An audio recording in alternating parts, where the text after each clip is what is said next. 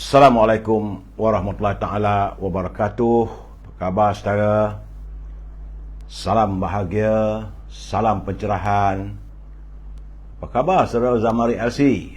Doa saya anda semua sihat walafiat. Saudara Nixon Nick, how are you Nixon? Saya juga berharap agar anda sihat, saudara. Saudara Ismail Samad, apa khabar saudara?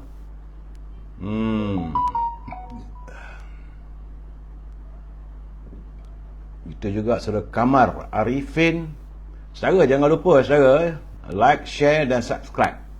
Samping itu subscribe juga di Instagram. Jika berlaku sesuatu, bolehlah anda pindah ke Instagram supaya pencerahan ini tiada gangguan. Saudara Bella Donna, saudara Abdul Rahim Abdullah, apa khabar saudara? Semoga sihat walafiat. Saudara Atuk Amin, di mana anda ya? Dari mana? Saya tak tahu. Kalau anda bagi tahu anda dari mana tu okey juga. Saudara Ivan Novik, ini teman kita di Instagram. Saudara Syarif Khalid, kita juga dengan Puan Hasnah di Instagram. Saudara Syarif Khalid, Abang Long KCB, Abang Long KCB di mana tu ya? Saudara Hazrul, saudara Syah Ibrahim, saudara Puan Nurliza, saudara Abdul Manap di Instagram, saudara Salihuddin Sulaiman di Facebook. Hari ni nampak dia naik dia slow je. Saudara Hazrul Aidi, Yaumun Waris, Awang Yusof, salam pencerahan. Puan Nurliza, saudara Salihuddin Sulaiman, Warum Kudapan, saudara Hisham Renek. Begitu juga dengan saudara Syahrul Azam, saudara Hamzah Abdullah, saudara Hisham Renek, Ilma Naiza, nama sedap tu, Ilma Naiza, saudara Ating dan Abdul Hamid di Instagram. Begitu juga saudara Osman Abdullah, saudara Sirih, saudara Azli di Instagram, saudara Jafri Hashim, dan teman-teman yang tak sempat saya santuni, saya mohon maaf. Kerana malam ni ada juga banyak beberapa perkara ya, saudara Wasyaruddin, saudara Abdul Rashid, saudara Jafri Hashim. Saya akan cuba santuni satu persatu sepanjang saya beri pencerahan ini kalau kesempatan. Kalau tidak, mohon maaf. InsyaAllah akan saya santuni usai pencerahan ya, saudara Kamarul Lizam Zulhainan. Jangan lupa saudara like, share dan subscribe. Saudara Savaj, Wasyaruddin Nordin di Instagram, saudara Idris Syarif. Baik saudara, hari ini hari Jumaat, hari yang mulia. Kita siang tadi telah pun menunaikan ibadah solat Jumaat ya saudara Ahmad Albab. Hari ini tanggal 15 Julai yang merupakan hari ke-846. Ya saudara Said, saudara Wak Rafi, saudara Adi Warna. Dari laporan yang saya terima saudara, nampaknya semalam ada peningkatan yang agak mengejutkan. Daripada 3,934 ia mencecah kepada 4,098. Menjadikan jumlah warga yang terkumpul yang dijangkiti oleh virus corona ini sudah pun meningkat kepada 4,608,768 ya saudara Zari Buhari, saudara Ona Petai, saudara Said Norbek, Richard Bakri, Azhar Ahmad. Dan kabarnya semalam tak berapa seronok kerana ada 9 kematian dilaporkan terjadi saudara. Itulah saya katakan saudara, berhati-hati, pastikan kita menjaga penjarakan sosial. Kerana dari segi jumlah yang saya terima itu, terdapat peningkatan di 8 buah negeri dan susut di 8 buah negeri. Selangor walaupun susut tapi angkanya 1,069. Sementara di wilayah Persekutuan meningkat kepada 1,485. Sabah juga nampaknya susut tapi 181. Perak terus mencanak kepada 274. Negeri Sembilan juga meningkat kepada 276, iaitu yang ketiga tertinggi di belakang Selangor dan wilayah Persekutuan. Pulau Pinang alhamdulillah susut tapi tak ceroy 160, Melaka pula meningkat kepada 142.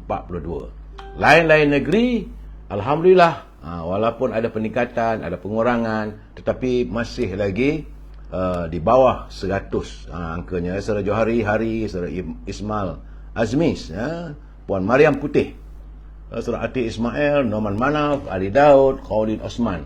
Saudara, saya menerima kiriman daripada portal media sosial Selayang Pandang .net. Katanya bahawa Ketua Pengarah Pertubuhan Kesihatan Sedunia, Dr. Tedros Adhanom Ghebreyesus, dia menggesa agar pihak berkuasa kesihatan di seluruh dunia melaksanakan semula peraturan pemakaian pelitup muka dan melakukan penjarakan sosial susulan peningkatan yang mendadak kes COVID-19 di seluruh dunia. Sewaktu beliau berucap pada sesi taklimat mingguannya di pejabat WHO, iaitu Pusat Kesihatan Dunia, katanya COVID-19 masih berada di sekeliling manusia dan kebanyakan negara tidak menguruskan wabak virus corona secara berkesan. Minggu lalu, WHO merumuskan bahawa coronavirus kekal menjadi ancaman kesihatan awam di peringkat antarabangsa. Pada minggu antara 4 hingga 10 Julai, lebih 5.7 juta kes baru dilaporkan di seluruh dunia, meningkat sejumlah 6% berbanding minggu sebelumnya. Sementara itu, angka kematian nampaknya kekal mendata bagi tempoh sepanjang musim panas dengan hanya 9,800 kematian di seluruh dunia, saudara. Jadi sebab itu, beliau menyeru pihak berkuasa seluruh dunia meningkatkan usaha dalam menyampaikan pesanan risiko COVID-19 kepada orang awam serta melakukan sekatan kesihatan untuk dilaksanakan semula seperti pemakaian pelitup muka, penjarak fizikal dan pengudaraan yang baik. Jadi mandat pemakaian pelitup muka dan penjarakan fizikal telah pun dimasukkan di beberapa negara awal tahun ini, meskipun segelintir negara masih menguatkuasakan peraturan itu di tempat awam seperti di Korea Selatan dan di China. Kita harap janganlah pula sampai ada PKP, saudara. Itulah saja laporan tentang kedudukan COVID-19 yang saya lihat peningkatannya agak menggusarkan. 4,000, saudara, bukan sikit. Dulu 100, 1,000, 1,500, kini dah naik 4,000, saudara.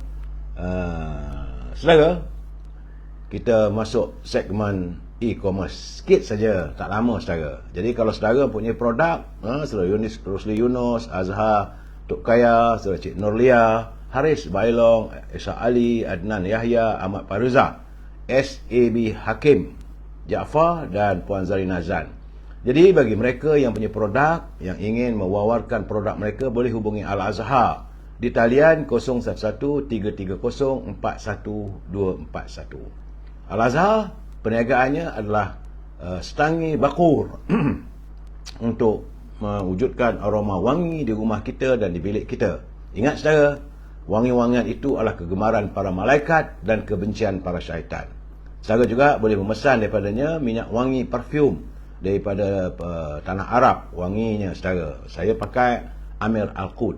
Samping itu, bagi mereka yang mau menjaga kesihatan, eloklah memesan gula O yang tiada kalori, saudara. Tentang Siti Farehah, saudara boleh hubungi di talian 017-711-4300. Siti Farehah tentulah Dendeng Manis Siti Farehah. Harga berkekalan harga lama walaupun daging dan bahan-bahan yang lain meningkat, saudara.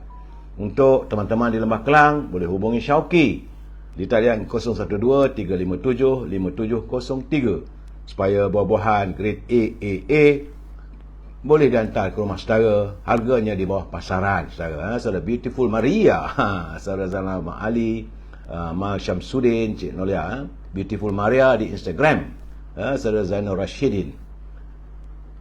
Juga jangan lupa, saudara, sebut Beautiful Maria adalah Popiah Sira Lady Maria.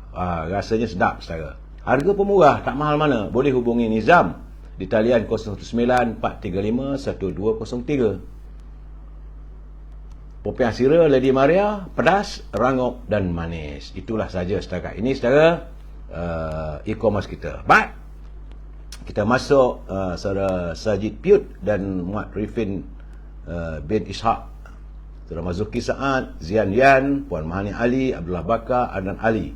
Kita masuk naluri kehidupan, saudara. Kerana saudara, sebenarnya perkara yang penting dalam kehidupan kita ialah umur, masa, harta dan ilmu yang kita perolehi. Semua ini, saudara, pasti akan ditanya oleh Allah SWT apabila kita sampai pada saatnya kita kembali ke pangkuannya nanti. Saudara, jika 35 tahun dulu, tatkala kita mendengar wawasan 2020, kita merasakan ia satu tempoh yang jauh. Tapi hari ini kita telah pun memasuki tahun 2022. Begitulah, saudara, cepatnya masa berlalu yang hakikatnya mencatatkan sama ada kita melakukan kebaikan atau keburukan dalam buku amalan setiap insan. Setiap orang yang punya sorotan kehidupan tersendiri sepanjang tahun ini, saudara. Sebagai Muslim yang sentiasa inginkan diri dalam kebaikan dan meraih pahala, setiap perkara yang berlalu perlu dijadikan iktibar. Perkara yang baik mesti diteruskan, mana perkara yang buruk wajib ditinggalkan, jadikan sempadan. Kehidupan memerlukan perancangan yang baik, kerana kebaikan itu tidak akan datang bergolek tanpa pilihan dan usaha kita. Hatta kita mendoakan kebaikan daripada Allah SWT juga termasuk dalam usaha yang perlu digerakkan. Orang yang mendapat kebaikan dalam hidupnya dimulai dengan niat dan hasrat untuk melakukan kebaikan. Oleh itu amat wajar setiap Muslim membuat perancangan untuk melakukan kebaikan, saudara. Kerana Ibu Qayyim Al-Jauziyah dalam kitabnya itu Al-Jawab Al-Qafi, ia menyatakan, jika dirimu tidak disibukkan dengan perkara-perkara yang baik, pasti kamu akan disibukkan dengan perkara-perkara yang batil. Jadi justru itu, saudara, menyibukkan diri dengan perkara yang baik akan menghindarkan diri kita daripada melakukan perkara yang buruk.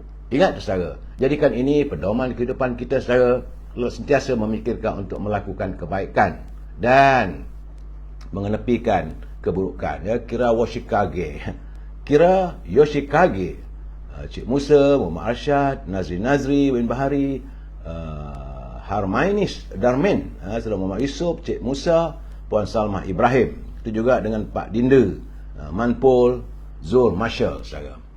Kita masuk segmen Mutiara Kata. Ini kiriman sahabat saya, Cikgu Hibil. Katanya, tidaklah ada fitnah yang maha hebat bagi setiap lelaki sebagai ujian dalam hidupnya. Fitnah ataupun dugaan terbesar serta paling berbahaya bagi seorang lelaki adalah godaan serta fitnah terhadap wanita. Ini, saudara, kena ingat, orang lelaki ni, godaan wanita itu bersangkut dengan nafsu-nafsi kita. Elakkan diri kita daripada terjebak ke lembah keinaan. Untuk bercinta tak ada masalah. Bercintalah anda untuk mendirikan rumah tangga. Moga diberkati oleh Allah. Ada usia, sampai waktunya, ada cukup kelengkapan, bolehlah dirikan rumah tangga supaya kita menjarakkan diri kita dan melakukan zina. Cik Rosli, hello everybody. Saudara Mat Radwan, saudara Rafizin Arifin, Didi Izzi, Pangeran Arsyad bin Pangeran Kasim, Puan Rosman, Abdul Aziz, Zailah bin Mat Said. Baik, saudara, saya akan sentiasa berpesan. Ini bukan menakutkan, saudara, tapi pesanan saya kepada pimpinan negara, janganlah berbelanja wang negara tanpa had. Kerana kita khawatir dan bimbang, kalau negara berbelanja tanpa had, maka kita akan menuju pada kemuflisan. Itu saja. Ini kepentingan perlu dijaga, saudara. Tajuk bicara kita malam ini adalah dalam penantian. Apa yang saya maksudkan dalam penantian? Kita santun dulu pantun Pak Nazir seperti biasa. Saya terima kasih pada Pak Nazir. Hari-hari dia hantar pantun pada kita tanpa culas. Tanpa culas, tanpa jemu, tanpa letih, untuk berkongsi pantun bersama kita. Dan setiap pantun itu penuh dengan kritikan dan bidalan, pengajaran serta teguran. Saudara Zikri Azmi, Nani, saudara Hamzah Abdullah. Kata Pak Nazil, dari Kedah pergi ke Dalat, dapat kerja pengurus selia. Pucuk sudah dimakan ulat, kerat sajalah buanglah ia. Jadi kalau tengok pucuk dah dimakan ulat, kerat ajalah. Retinya kalau di pucuk tu kita tengok dah tak betul, buang ajalah. Singkirkan saja, tak perlu dah kita nak bising-bising. Ya saya. Itu pandangan daripada Pak Nazil untuk panduan kita. Katanya lagi, tekunnya Cik Mek membaca hikayat tidak terasa hampir berbuka. Diambil remeh pandangan rakyat, tunggulah masa berdepan mereka. Jadi kalau pimpinan mengambil remeh tentang pandangan rakyat, kritikan rakyat, keperitan rakyat, tunggulah masanya nanti. Kata Pak Nazil berbuka tu maksudnya berbuka puasa. Itulah. Saya suka Pak Nazil ni sebab dia kata kalau orang agak-agak tidak mengetahui maksud, dia akan jelaskan. Terima kasih Pak Nazil. Moga tidak jemu menghantar kiriman pantun untuk perkongsian kita bersama. Dan saya mesti mengingatkan bahawa memang terdapat banyak mereka yang melakukan suntingan. Live saya ini suntingnya bukan panjang pun, 5 minit, 10 minit dimasukkan dalam YouTube. Setelah mereka menyunting, mereka masukkan dalam YouTube. Lari maksudnya saudara. Dan ini boleh membuatkan orang salah tafsir atas pencerahan saya. Saudara. Jadi kepada mereka ini saya nak jelaskan, semua suntingan yang anda lakukan adalah menjadi tanggungjawab anda. Saya tidak bertanggungjawab kerana saya tidak mampu untuk melihat ataupun memantau ke semua suntingan yang anda lakukan maupun komen-komen yang anda siarkan melalui live saya ini, saudara. Ingat, saudara, ini adalah sekadar pencerahan politik yang bermatlamatkan untuk memberi informasi, bukan untuk menghasut dan sebagainya, saudara. Lain tak ada. Ingat, saudara, saya membaca, saya mendapat perkabaran, dan juga saya cuba ulas mengikut pengalaman termampu yang boleh. Pencerahan saya ini, saudara, paksinya kita mesti bersetuju untuk tidak bersetuju. We must agree to disagree, saudara. Kalau saudara mahu menyantuni, hantarlah kiriman kepada saya dan gunalah bahasa yang baik-baik. Jangan melanggar peraturan-peraturan yang ditetapkan oleh Kementerian Penerangan dan Komunikasi. Ingat, saudara, negara kita ada undang-undang. Jangan terlajak, saudara. Jangan nak menghasut, jangan kita nak memecah belahkan orang. Tak elok, saudara. Pencerahan saya ini, saudara, saya harap disantuni dengan bahasa yang harmonis. Kerana, saudara, kita harus menjadi warga cinta damai. Saudara Rosli, saudara anak semantan. Anak semantan Pahang lah tu, saudara Justin Gulam, Zainuddin. Soal cuaca masih tidak menentu, saudara. Panasnya tergedik-gedik, tapi setengah tempat ada hujan. Memang panas, saudara. Sebab itu saya menyarankan anda banyakkan minum air. Kalau boleh, jeranglah air panas itu, letakkan 3 atau 4 kuntung bunga cengkeh. Itu untuk kebaikan petua lah katanya, untuk mengelakkan lendir di tekak kita, saudara. Baik, saudara, saya melihat hari ini hari Jumaat. Selalunya pasaran saham, pasaran kewangan dia sampai ke hari Jumaat. Besok hari Senin baru buka semula. Saya melihat dari segi catatan pertukaran wang negara kita berbanding dengan negara-negara lain nampaknya agak membimbangkan. Kerana untuk $1 Amerika sudah pun bernilai RM4.4507, iaitu RM4.45, saudara, untuk $1. Berbeza dulu RM3.50. Jadi bila wang kita ini semakin mengecil, maka tentulah bila kita beli barang dari luar yang kita import itu harganya naik, meningkat, saudara.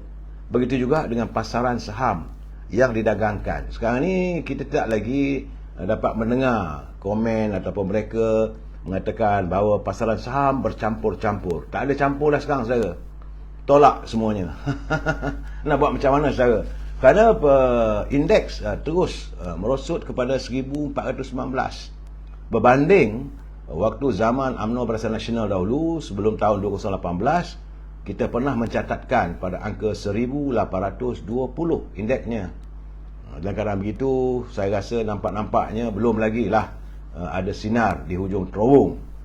Begitulah keadaannya. Dan saya agak khawatir apabila bercakap soal kewangan, soal indeks, ini tentang data inflasi. Data inflasi juga memperlihatkan situasi yang tidak begitu menyenangkan saya. Itu kerana masa Kerajaan Barisan Nasional dulu, core inflation, itu yang tepatnya dalam pengiraan di sektor ekonomi, dia kata core inflation adalah minus 0.18, di bawah 18 inflasi. Tapi kini nampaknya terjelepu pada 2.4. Core yang pada dasar inflasi itu. Dan saya haraplah agar kita lebih berhati-hati kerana Amerika sekarang ni sedang mengalami inflasi, hyperinflasi, iaitu 9.1. Inflasi di Amerika adalah 9.1. Dia dipanggil hyperinflasi, dan ini merupakan inflasi tertinggi sejak 40 tahun lamanya. Jadi sebab itu kita harus berhati-hati juga. Saya harap agar pencatur ekonomi kita dapat memikirkan, kerana kabarnya kedudukan mata wang euro sekarang ni dah setara dengan dolar Amerika. Di samping itu, pimpinan Amerika sedang pun kabarnya lah akan meningkatkan kadar faedah kepada 75 mata. Ini bagi memperkukuhkan nilai mata wang mereka sebagai upaya mengurangkan inflasi di negara tersebut. Tentunya keadaan tersebut akan turut menekan nilai mata wang kita. Jadi sebab itu berhati-hati saudara. Dan saya berterima kasih kepada Kementerian Kewangan kerana pada semalam Kementerian Kewangan telah pun mengeluarkan garis panduan penjimatan perbelanjaan awam seiring untuk mengoptimumkan perbelanjaan kerajaan. Okeylah. Cuma kita tanyalah, kalau boleh gaji menteri tu, gaji timbalan menteri tu turunkanlah. Allowance tu kalau boleh ditangguhkanlah dulu.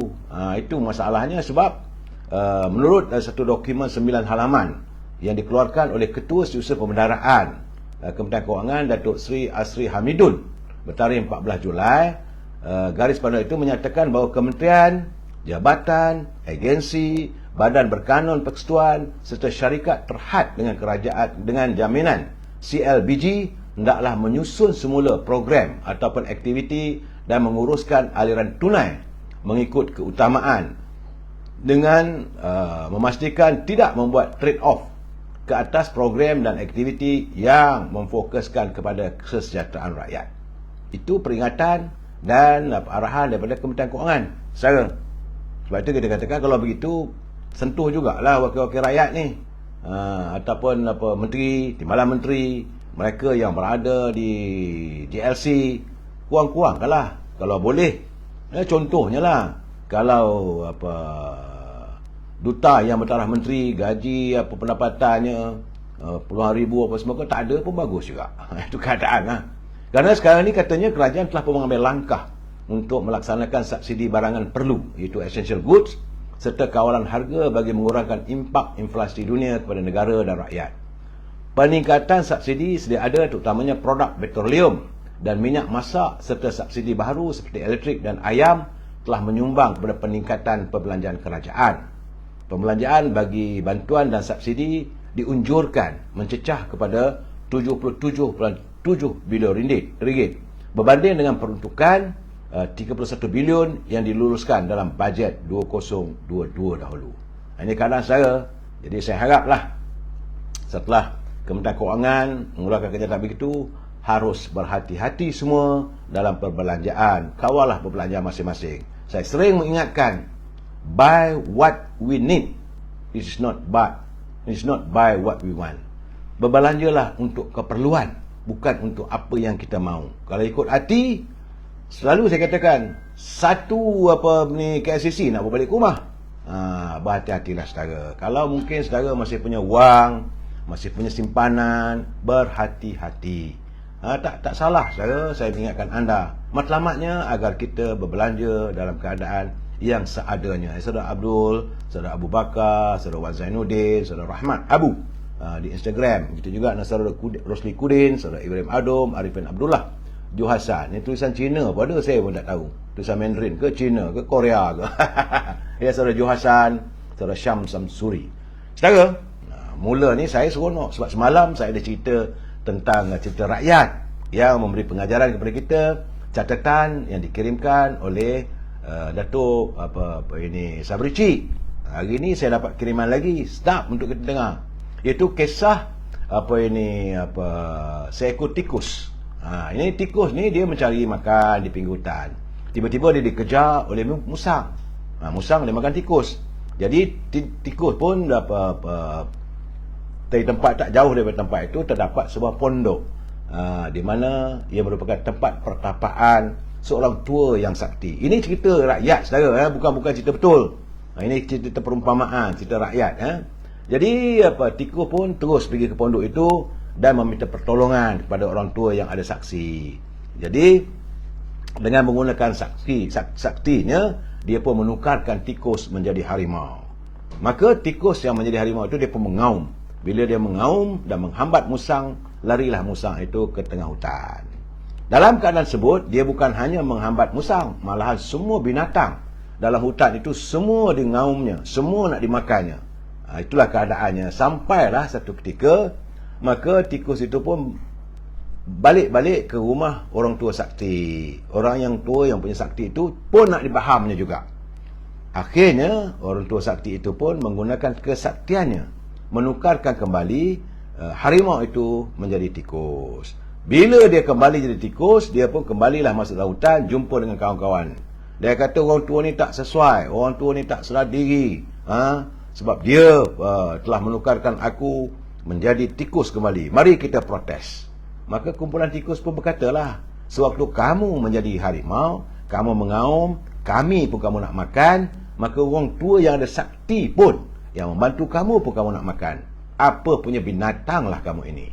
Jadi saudara, pengajarannya, janganlah kita percaya tentang cerita sakti, dan jangan juga kita mudah percaya pada orang. Inilah orang kata kadang-kadang bagai membantu menolong anjing yang tersepit, akhirnya kita digigitnya.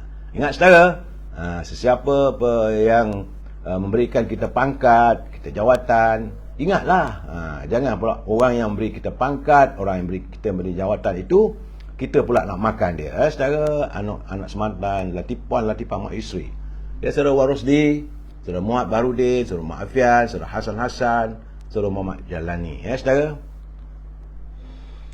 sekarang ni kadang saudara, kalau kita melihat kedudukan politik negara, memang saya berkali-kali mengatakan sewajarnya kita segeralah adakan pilihan raya umum. Kerana lagi lambat kita melakukan pilihan raya umum, lagi banyak fitnah yang merewang dalam lanskap politik negara kita. Berlaku fitnah, tuduh-menuduh di kalangan sama pemimpin. Jadi puak-puak yang dalam Perikatan Nasional, Pakatan Harapan, itu cerita lah. Mereka tentulah tugasnya untuk memporak-perandakan kita. Tapi kita ni pun tolong sama memporak-perandakan parti kita. Itu masalah dia. Saya melihat bagaimana akhirnya sekarang ni dah melirik ke Negeri Melaka. Memang 3-4 malam dulu saya dah bercakap, sebenarnya tak ada apa-apa pun di Melaka. Tenang. Tapi masih lagi diwar-warkan permasalahan Melaka ini, ya, Puan Maznah, Limarnia, Cikgu Alan. Saudara jangan lupa like and share. Sambil saya bercerita ni, bila saya tengok naik begitu, bersemangatlah saudara.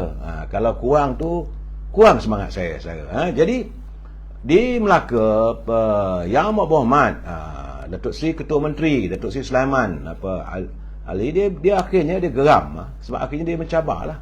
Kalau betul lah dia kata ada orang nak menjatuhkan dia kata okeylah, bentangkanlah undi tak percaya di Dewan Undangan Negeri nanti.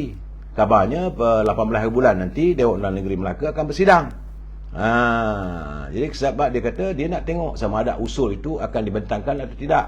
Termasuk pun dia kata dia pun sudah bersedia berdepan dengan sebarang kemungkinan. Kerana spekulasi seperti ini, perkara itu, dia kata dia tak mau komen. Padanya apa yang akan berlaku pun berlakulah katanya. Saudara Basung Putih hebat juga. Saudara ni Datuk Seri Sulaiman ni, dia kata I want to see is it happen or not. Itu saya nak tengok perkara itu terjadi atau tidak. Jadi kalau ada undi lah, apa dah hal, saya bukan takut apa-apa katanya. Itu kata Datuk Seri Sulaiman. Beliau merupakan ahli Dewan Undangan Negeri Lendu yang diangkat sebagai Ketua Menteri Melaka. Kerana dia pun hairan, dia tak tahu dari mana datangnya spekulasi itu.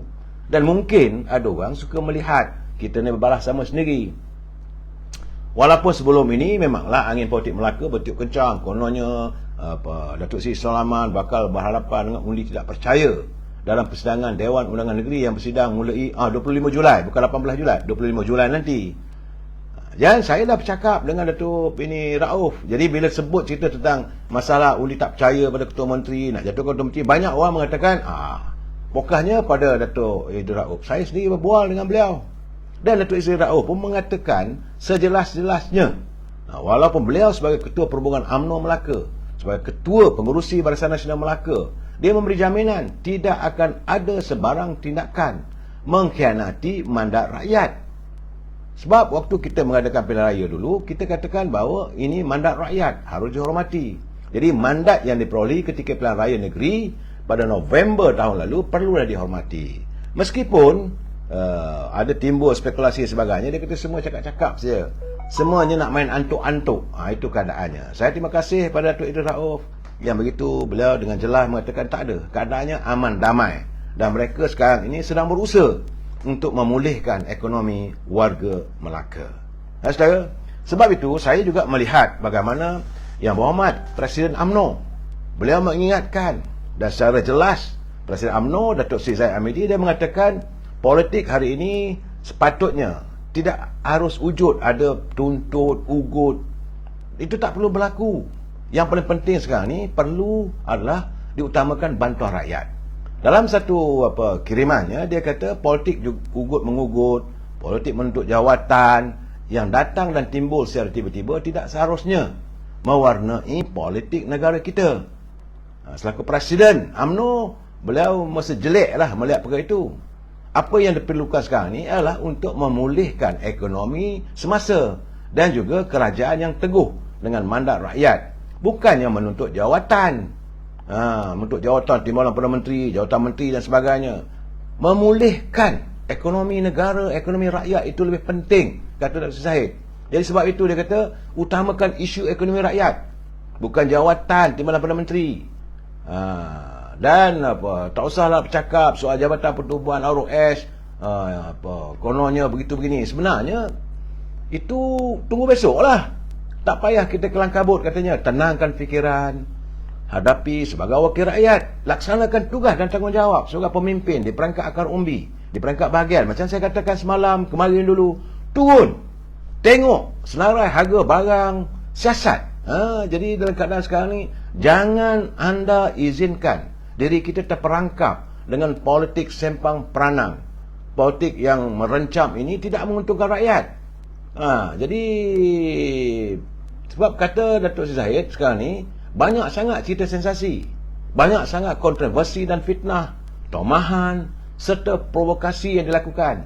Alhamdulillah, beliau tidak terperangkap dalam provokasi yang dilakukan oleh ramai pihak, saudara, sama dalam parti sendiri ataupun di luar.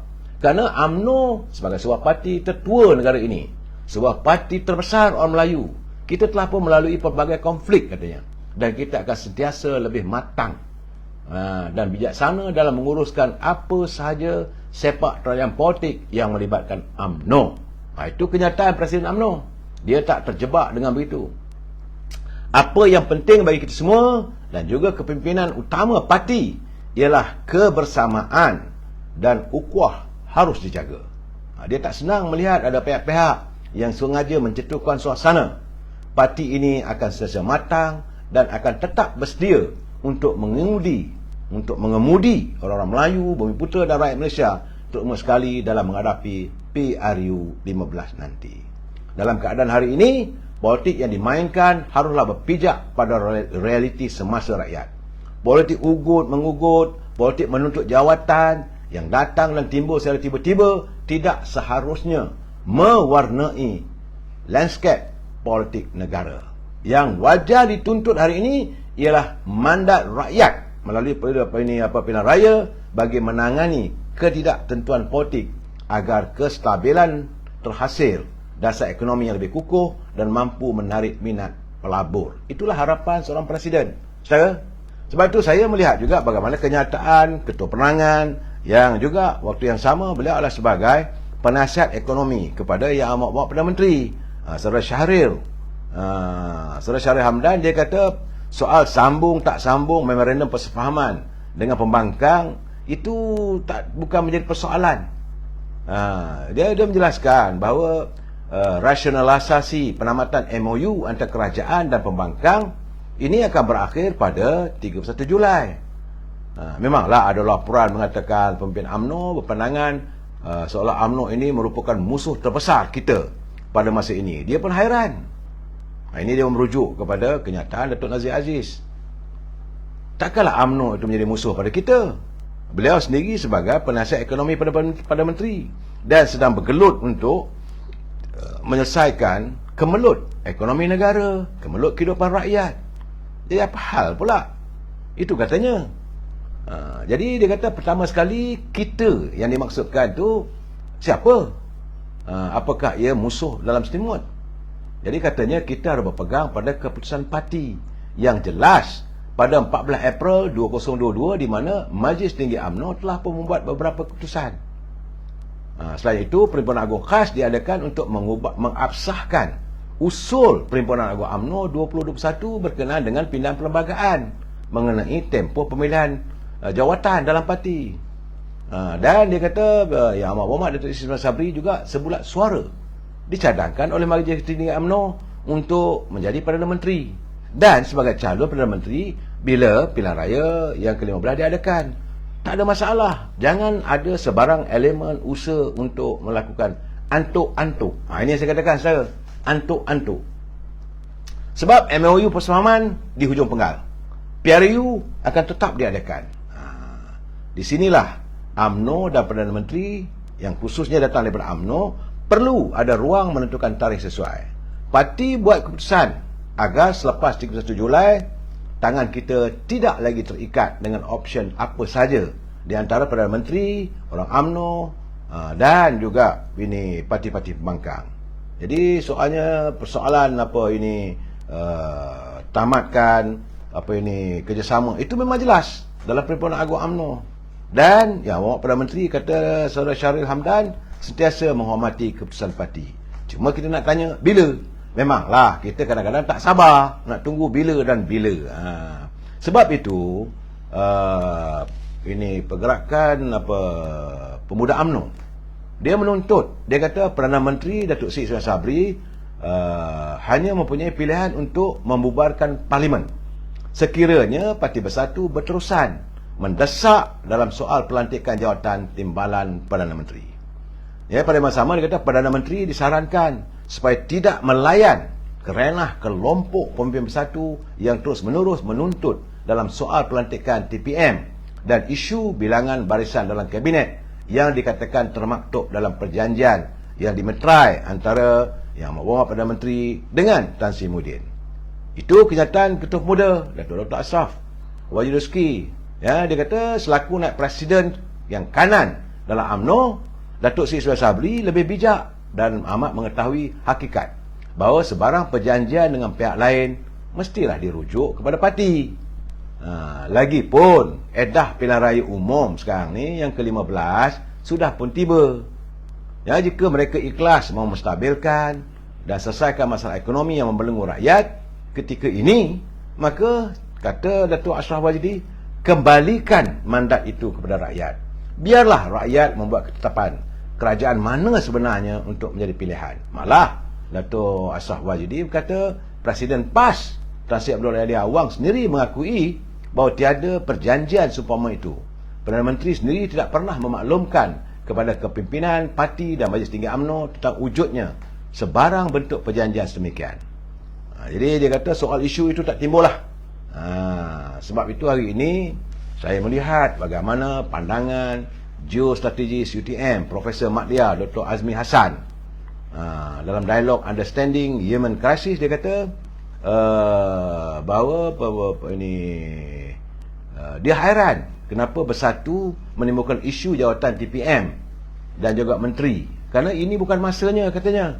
Pertama, tuntutan itu telah mengecewakan rakyat, dan malahan dia kata Perdana Menteri pun tak sepatutnya lah melewat-lewatkan keputusan berhubung kedudukan Zuraidah Kamarudin dalam kabinet. Kedua, katanya untuk memberi tekanan kepada Perdana Menteri supaya tunduk dengan tuntutan Bersatu itu seharusnya tidak wajar berlaku. Saudara, memanglah saudara, hari ini daripada awal pagi tadi, saudara, Parti Keadilan memulakan kongres. Saya tidak berhasrat untuk memuja Parti Keadilan, jauh sekali menyokong pimpinan mereka. Namun jika saudara masih ingat, saudara, tahun lalu dalam sesi bicara sembang hangit, saya pernah menyatakan bahawa UMNO dan Parti Keadilan ini mengalami nasib yang sama. Ia dikhianati dari dalam seusai pilihan raya umum yang ke-14. Saya pernah menyatakan keadilan pun kena khianat, UMNO juga dikhianati, saudara. Tapi bagaimanapun tadi, saya menurut dapat laporan daripada Tun Carlos, dia melaporkan seperti biasalah. Bila berlaku adanya kongres keadilan dan sebagainya, berlakulah kekecohan. Biasalah. Kabarnya apabila sekumpulan anggota parti pada keadilan dilarang mewakili cabang mereka dalam sidang tersebut. Salah seorang terlibat itu Dennis Khairuddin. Ketika dihubungi oleh Malaysia Kini, dia kata Sekretariat Kongres hanya membenarkan 75 cabang Angkatan Muda Keadilan saja untuk menghantar perwakilan. Keputusan itu didakwa atas dasar cabang tersebut gagal membuat mesyuarat agung tahanan AGM atau tidak menghantar laporan mereka kepada Sekretariat. Itu biasalah, saudara. Tahun lepas pun ni kecoh. Masa ada zaman waktu Azmin Ali jadi timbalan Presiden Parti pun kecoh. Jadi bolehlah mereka ni terus. Saya jangan marah pada saya. Saya melaporkan apa yang berlaku dalam Kongres Keadilan. Dan berbeza dengan UMNO, kita walaupun kita dengar macam-macam tersusus, bila datangnya pemimpin agung UMNO, mulalah envelop putih pun berterbangan. Orang ni kata begitu, orang ni kata begini. Tapi usai saja Presiden UMNO menzahirkan ucapan dasar Presiden, semua membahaskan dengan penuh ketertiban. Semua perwakilan masuk duduk dengan tenteram, tak ada kecoh. Malahan kita saling kasih mengasihi, sayang menyayangi antara satu sama lain. Walaupun kadang-kadang kita tahu orang ni tak sebulu, tak sealuan dengan kita, saudara. Dan saya bila dengar, saya tengok, saya bersimpati jugalah. Saya melihat bagaimana Kak Wan semasa dia berucap dalam Kongres Wanita. Menangislah orang tua tu. Kesian saya tengok. Saya bersimpati. Jangan marah, saudara. Bukan saya memuja, saya bersimpati dengan apa yang dialami oleh Datin Seri Dr. Wan Azizah. Beliau mengungkapkan bahawa Parti Keadilan yang diwujudkan sejak lebih 2 abad, iaitu 20 tahun, akhirnya mengalami nasib malang bila dikhianati dari dalam oleh kalangan pemimpin yang bersikap bagaikan musang berbulu ayam. Itu dia zahirkan. Jadi sebenarnya, saudara, UMNO juga mengalami situasi yang sama apabila ia dikhianati dari dalam oleh kalangan pimpinan yang mereka ini bersikap pepat di luar, rencong di dalam. Mereka juga lah gunting dalam lipatan. Bagi mereka hanya nak memburu jawatan. Dan untuk mendapatkan jawatan, mereka sanggup mengkhianati perjuangan parti. Malahan saling tikam menikam teman-teman dari belakang. Keadilan mengalami pemimpin yang mereka berusaha, bekerja keras untuk dilantik atau untuk memenangi pilihan raya. Tapi akhirnya dalam langkah Sheraton, berapa ramai ahli keadilan yang melompat menjadi katak masuk ke dalam kolam Parti Pribumi Bersatu, itu untuk meneruskan agenda mereka untuk mengejar jawatan dan sebagainya. Jadi macam kata Kak Wan, beliau lebih rela melihat para pengkhianat dalam Parti Keadilan meninggalkan parti tersebut dari terus bersikap pega makan padi. Jadi maka sewajarnya saki-baki parasit yang berada dalam UMNO yang mengintai untuk mencari laba serta sanggup menikam kawan dari belakang, bagi saya berambuh sajalah di UMNO ni. Itu bahasa yang tepat. Kita tengok keadilan begitu, UMNO pun ada, bukan tak ada. Bagi parti yang seperti UMNO ini, yang menaungi warga bangsa Melayu dan parti yang tertua, saudara, yang terbesar.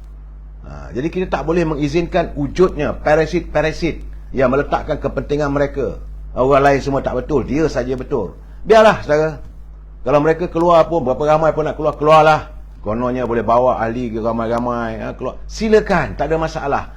Biarlah kita merawat Parti UMNO ini dari dalam, bersama-sama dengan Presiden. Kerana kita yakin kehadiran pimpinan yang baru serta semangat jati diri sebagaimana yang diperlihatkan oleh Datuk Seri Zahid Hamidi yang terpaksa turun naik mahkamah, samanlah, bawa laku pengenanya, tak ada masalah. Dia beliau redha, asalkan maruah martabat UMNO tidak boleh dihina, dan kita tak mengizinkan adanya berlaku lompatan kolam demi kolam di kalangan ahlinya. Mereka yang dah melompat tu silakan. Malahan bagi saya baik, bagus, supaya kita dapat membersihkan parti kita daripada katak-katak ini. Tapi bagi mereka yang masih berada dalam UMNO, ini yang saya katakan bahawa Biro Disiplin perlu mengkaji. Kalau perlu dilakukan tindakan disiplin, ambillah tindakan disiplin. Cukup-cukuplah. Sudah letihlah saudara. Sebenarnya saudara, kita dah semakin menyampah. Warga UMNO peringkat akar bundi dah semakin menyampah dengan segelintir mereka ini. Yang lain tak ada. Usahanya nak kembali berkuasa dan mau terus berkuasa.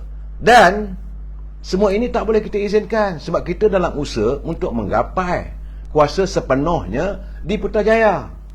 Kita mahu UMNO berada di anjung kuasa Putrajaya secara mutlak, bukan sekadar tempelan. Bukan macam sekarang seperti ini dengan berbekalkan 42 kursi saja.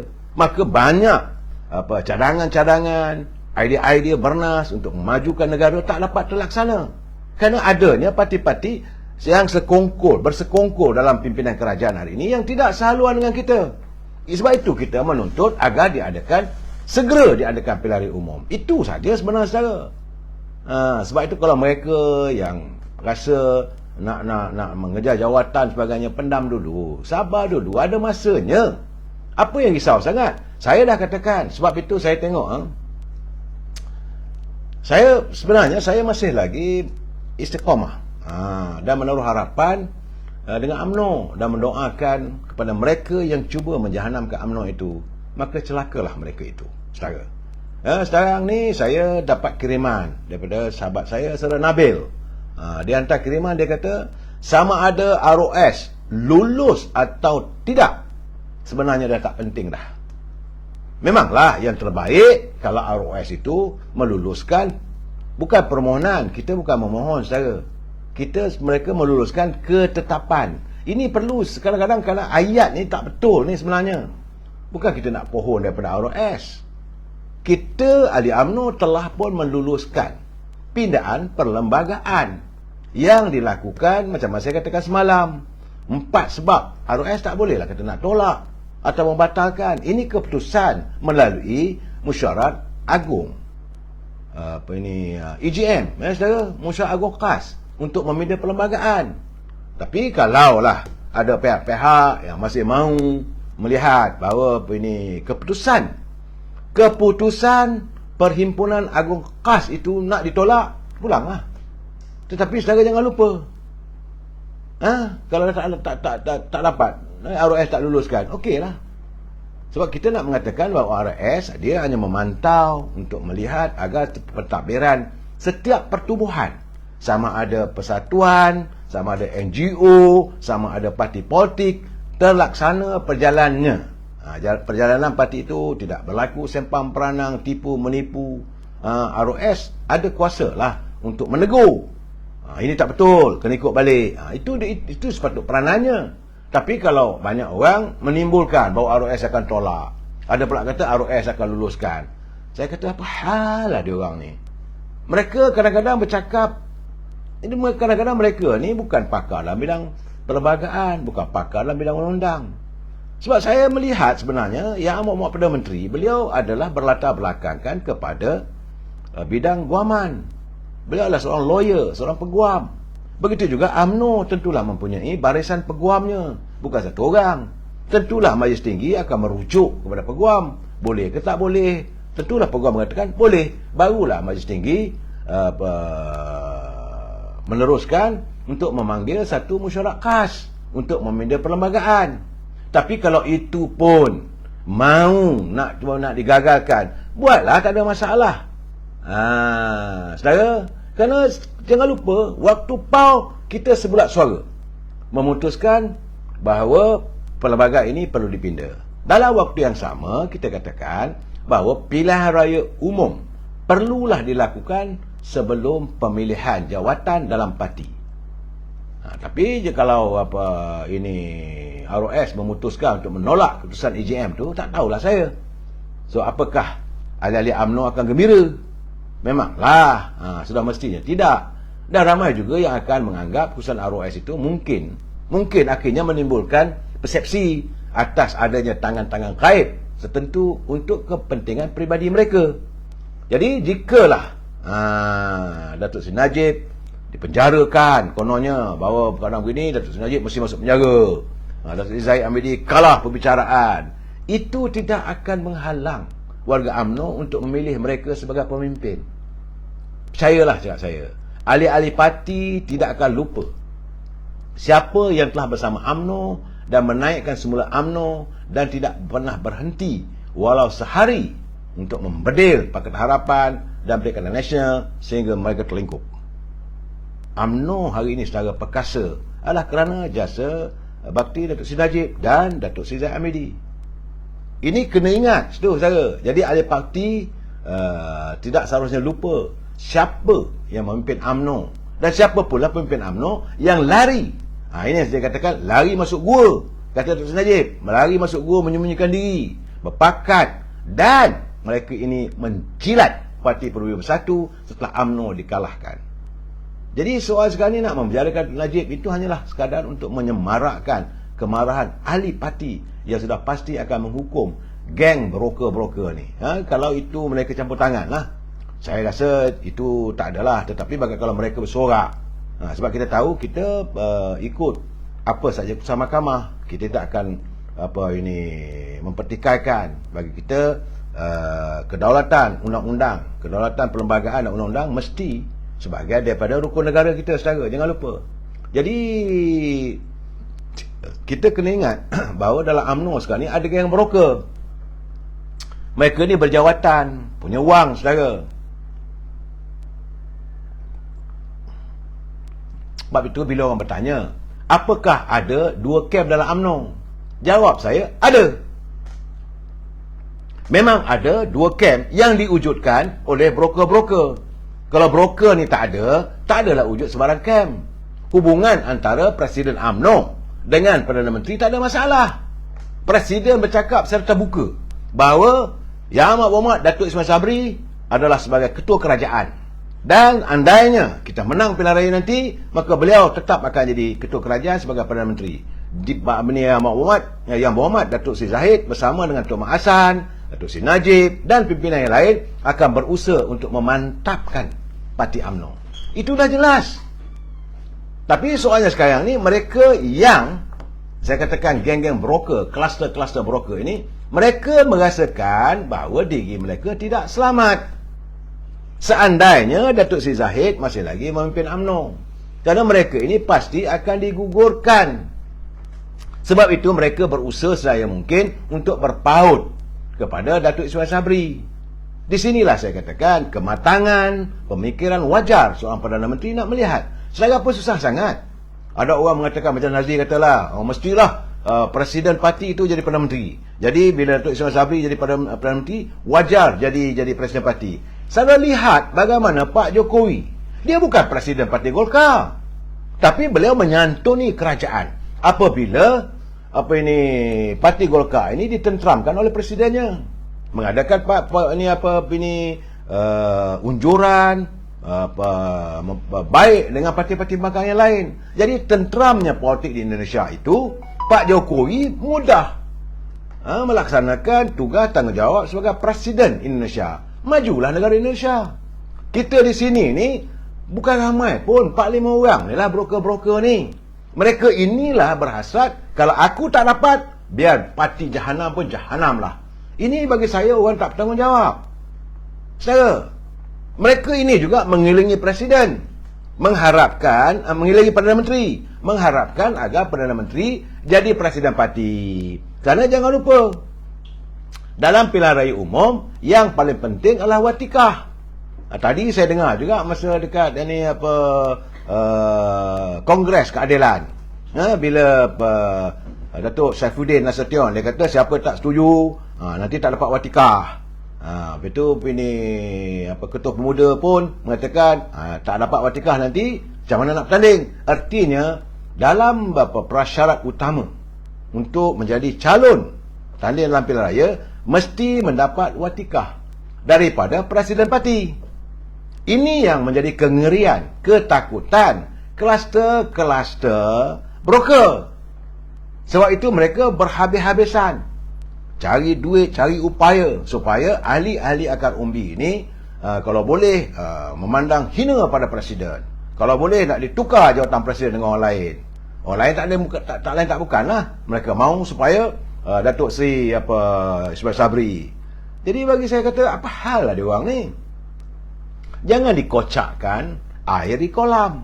Mereka nak jadi katak, melompatlah terus, tak ada masalah.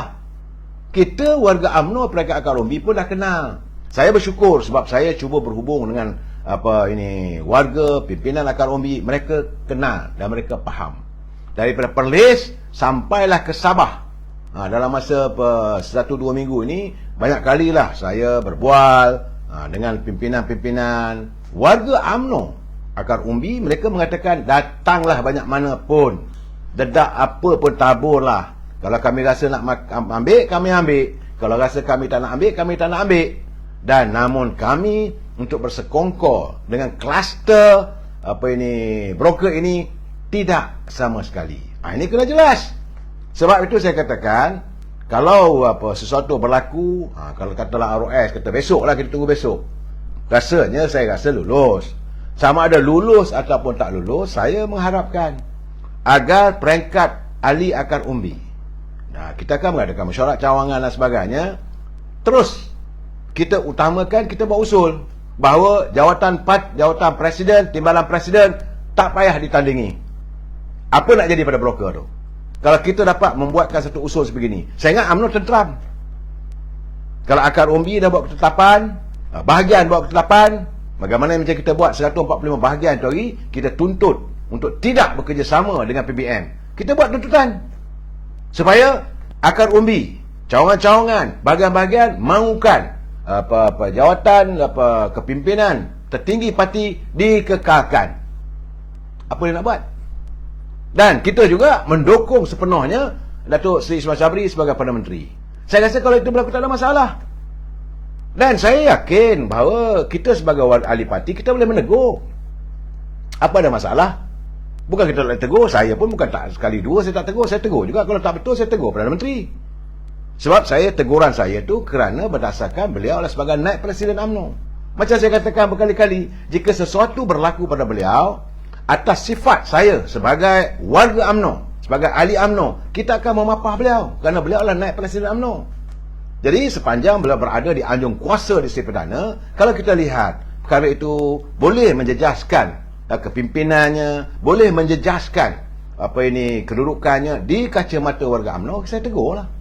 Itu saja saudara, tak lebih daripada itu. Bukan tegur itu membenci, bukan kita mau menghina beliau. Sebab itu saya tengok kiriman, ada satu kiriman tu, ada pula orang memaki hamun sahabat saya, Datuk Lokman Adam. Pumpang, marah sangat dia bila Datuk Lokman Adam mengkritik. Ini kenapa? Datuk Lokman Adam mantan ahli Majlis Tinggi UMNO. Beliau juga adalah ahli UMNO yang telah kembali menyertai UMNO. Dia bukan berada di luar UMNO. Jadi kalau dia dia mengkritik pimpinan, apa masalahnya? Takkan kita nak maki hamun dia sebegitu. Saya memanglah kadang-kadang ngeri juga bila dengar Datuk Lokman Adam cakap tu. Pumpang. Memang kita ngeri, tetapi kadang-kadang ada tegurannya betul. Jadi kita ambil lah teguran daripada ahli yang mana yang betul, tapislah. Janganlah pula kita terus buang dan terus katakan dia ni anti Perdana Menteri. Saya tak yakin. Saya tak pernah dengar perkataannya dia membenci Perdana Menteri, tidak. Malahan beliau menghormati Perdana Menteri sebagai naib Presiden UMNO. Saya juga menghormati beliau atas kapasiti beliau sebagai naib Presiden UMNO. Dia bukan datang daripada parti PBM, dia bukan datang daripada parti PAS, dia bukan datang daripada parti DAP. Kenapa pula saya warga UMNO harus mencaci hina beliau? Tak boleh. Kita sistem berparti ni, kita sentiasa ikut siapa itu pimpinannya. Saudara, Islam pun mengajar kita, saudara, kalau waktu kita semayang, apa yang imam rokoklah. Imam sujudlah kita. Tapi kalau imam itu di depan tu tiba-tiba kita dengar kita pun cakap subhanallah. Kita mengingatkan. Kalau bacaan dia tu tak betul, kita ingatkan dia juga subhanallah. Tapi biarlah saf yang di hadapan. Yang kamu dari belakang tiba-tiba nak melompat ke depan, apa hal? Yang kita marah sekarang ni, mereka yang di depan tu.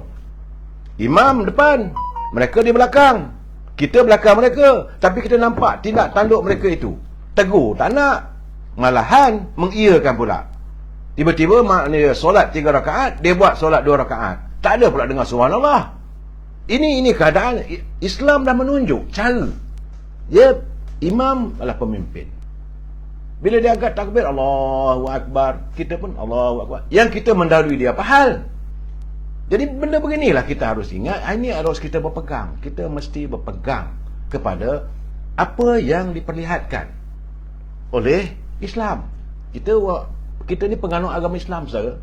Dan kita kena ingat bahawa pemimpin itu adalah wakil yang harus memimpin ummah.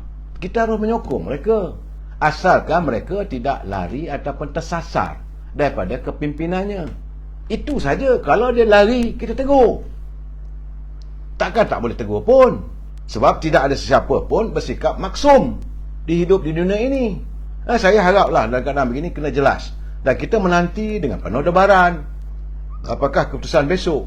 Saya mengharapkan soal besok tu sama ada diluluskan pun tak ada masalah, tak lulus pun bagi saya warga UMNO tak ada masalah. Memanglah di hati kita ini kita kecewa. Tapi dalam waktu kekecewaan begitu, saya mengharapkan kita kukuhkan di peringkat akar umbi.